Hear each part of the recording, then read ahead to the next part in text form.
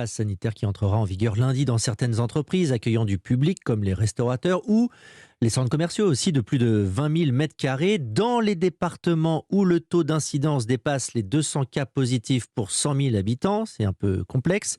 Sauf que, Marion Gauthier, vous l'avez constaté cette semaine, c'est la confusion autour de l'application de cette mesure. Oui, d'abord parce que le taux d'incidence évolue, mais aussi parce que ce sont les préfectures qui tranchent. Celle des Yvelines, par exemple, impose le QR code lundi, alors que le taux d'incidence est en dessous des 200 cas pour 100 000 habitants.